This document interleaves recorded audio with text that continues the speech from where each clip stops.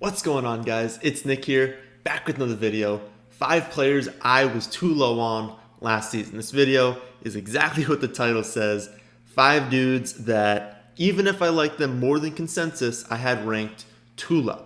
We'll see if there's anything we can learn and then apply to this season. Remember that the website is up. The rankings are always being updated, and the May all-in giveaway isn't that far away. So if you want your best chance of winning, it's definitely in May when very few people have signed up. So make sure to do that before June 1st. You want to be in that. Don't know what the prize is going to be for this month. I'm leaning towards something with Deontay Johnson, but I don't know. We'll try to find something cool regardless. So we'll start things off with the first player in the list, and that's Jarvis Landry. Since his rookie season, at least going into last year, he had finished as a running back 40, 12, 14, 7, and 19. So that's pretty good, other than his rookie season. He was basically incredible. Yet, he was being taken as the wide receiver 29, and I didn't like that. I thought that was a little bit too high. And my main reasoning was Odell. Odell was coming in, and I thought they were also going to run the ball a decent amount. But who cares, right? I mean, honestly, who cares? Chubb and Hunt ended up combining for 414 touches. That's a lot of touches for running backs. And then Odell had 133 targets. So yeah, they used the running back a lot. Odell got a lot of looks. But it's not like there weren't other targets to go around. I mean, they were the only 2 good wide receivers on the roster, so of course they're going to get all the wide receiver looks. So Landry still had 139 targets, and he was able to just smash his ADP, even having the second worst catch percentage of a season in his career. So the big takeaway here is that I think we need to look more into the actual impact moves are going to make, right? We hear all the time about these qualitative changes to teams. The offensive line is better. There's a new weapon in the offense. They're going to run or pass more. But until we actually look at the impact that will have in fantasy, we can't know how much we should change their value. So maybe a player does get an improvement to their offensive line, like I said, but how did they perform last season? Did they actually overperform their expectation on the ground, getting a ton of long runs that aren't super repeatable for them? And should they regress this season? Meaning, on average, they might be slightly better per touch, but that'll probably be negated if they don't get really lucky again with long runs. So I just think we overestimated the actual impact adding Odell would have to Jarvis Landry, because offenses can support multiple elite players, especially when we know the targets are going to be concentrated on a very small grouping. Next player is Dak Prescott. And going into last season, he had fantasy finishes of 6, 11, and 10. And then he was going as the quarterback 17, even with his second season with Amari Cooper, even having Gallup into his second season, improving as a player. We should have been all over that, just all over it. Now, granted, we weren't all over it because our biggest targets were Lamar Jackson and Kyler Murray, who both ended up being great picks, so it didn't actually hurt that we weren't all over Dak, but we should have lumped Dak in to that grouping.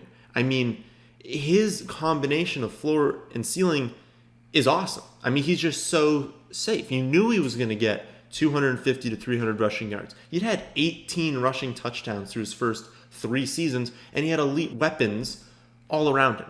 So why was he going in the same range of Rivers, Cousins, and Trubisky, who definitely did not have the same ceiling or floor that he did? That was just wrong, especially because of the rushing floor. And that's what frustrates me, because we have been all over the importance of rushing for top-end production in fantasy. That's why we were so overweight on Lamar, Kyler, Allen, because we know how important rushing is.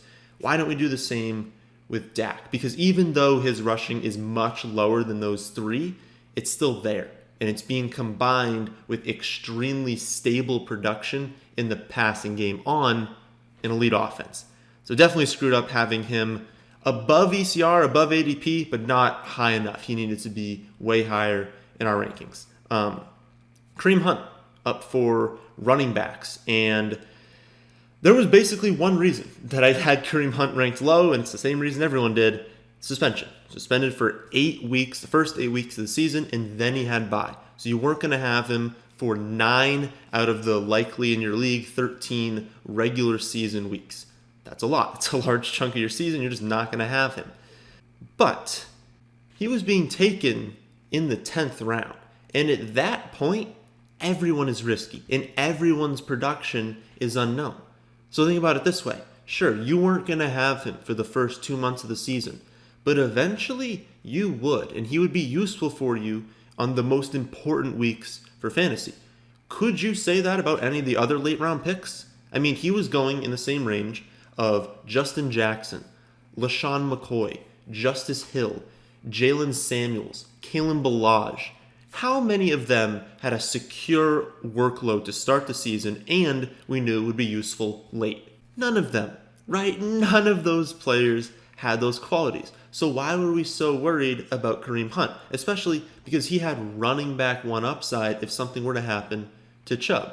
So I think the lesson here is how to deal with suspensions. Unfortunately, not something we can really apply that often, but it might help us at some point down the line because Hunt was really good down the stretch of the season, and he ended up being on 12% of championship teams. Now, I know some of those teams, they got him for free, they just added him off free agency, but I know for many of those leagues, that's not the case. He was drafted in like that 10th round, teams just waited, and they got a pretty nice player late in the season when it mattered most. At tight end, the biggest mistake was Darren Waller. This one wasn't too big of a mistake. I actually ranked him a decent amount above ADP, above ECR, but he was the only tight end that I can make a case for, and it's more the grouping, I guess, because he went undrafted in a ton of leagues. He was a really popular sleeper in the 13th, the 14th round, but he was also going in that range of other guys that we liked, Austin Hooper and Mark Andrews. So what did we know going into the season with Darren Waller? We knew that the coaching staff loved him. We knew that there was very little to basically no competition behind him. He had close to 100th percentile athleticism, and he was expected to be an every down player. So there was a player with those characteristics going in the final rounds, and yet, here's the mistake. I really liked Evan Ingram, Hunter Henry, and O.J. Howard going in that like 5th, 6th, 7th round range. That's a mistake because not only, like I said, did we like Waller, we liked Hooper, we liked Andrews. Those guys were going 7 rounds later. So what's the point of spending a 5th round pick on O.J. Howard? We could just take one of those guys in like the 11th, 12th, 13th, 14th rounds. So we should always be looking at the opportunity cost with every pick. In a vacuum, maybe it was worth taking O.J. Howard in the 5th round. Maybe that sort of upside was worth it. But when you consider what you could have been doing with that 5th round pick, and then what you could have gotten at the tight end position in the later rounds, it's no longer worth it. Because we knew all these guys were athletic. Most of them were on decent offenses. In fact, 2 of the later round picks were on probably the best offenses of that group. And so the only thing you could have said was, well, past results. We knew these guys in the middle rounds were going to be good. But that's not even the case. Because let's be honest, Hunter Henry and O.J. Howard had never been over 600 yards in a season before. So why should we have been so confident in those picks? So looking forward to this season, I think you just make the exact same case. There are even more tight ends that are available in the final rounds of drafts, so I don't see a case for taking a tight end in the middle rounds. The elite tier is still fine. If you want to target your Ertz, your Kittle, your Kelsey in those beginning rounds, that's still okay because of how high their ceilings are and how high their floors are. That's fine to do. But when you get these guys in the middle rounds, it's just not worth it. At that point, you miss out on those big guys. And honestly, I would say more just Kittle and Kelsey, and really leaning a lot more towards Kelsey. That's fine. Not middle. Take him late. That's my takeaway from this. Final player is another running back, and it's Mark Ingram. Now, what did we know going into the season with Ingram? We knew for a fact the receptions were capped. Mobile quarterbacks throw dump-offs much less often, and Justice Hill was expected to take a lot of the receptions. What ended up happening? Well, Justice Hill had a much smaller role than we expected, but we were right in the dump-offs. Running backs only had 51 total targets on the Ravens, which is insane. That's 3 targets per game to the running back position, and Mark Ingram only had 29 of those, which ranked 46th among running backs. We also knew that he was going to get most of the early down work and that it wasn't really a question. He was going to get the goal line work over Justice Hill. And so we knew he was going to be in that 13 to 15 carries a week and have a minor role in the receiving game. And that is exactly what happened. So the question becomes, well then, how can we say that he was ranked too low? Because of the efficiency. You'd have to be pretty bad at the running back position to have a low yards per carry on this offense, at least if you were given, a sizable workload. If you only had like 20 carries, there's variance in there. But if you had a relatively sizable workload, you got to be pretty bad to not have a good yards per carry. And so we also consider, well, he needed touchdowns, right? But we were very confident this was going to be an elite offense. And so we should have realized that although he did need those touchdowns to pay off, he was extremely likely to get them. And since he was in the first year of his new contract, that's when they were the most invested in him. So that's something I need to get a little better at. I really, really hate paying for expected efficiency. I won't pay for past efficiency. And I really don't like paying for expected efficiency, saying, well, the volume's not going to be there, but we're pretty sure he's going to score. We're pretty sure he's going to be good on a per touch basis.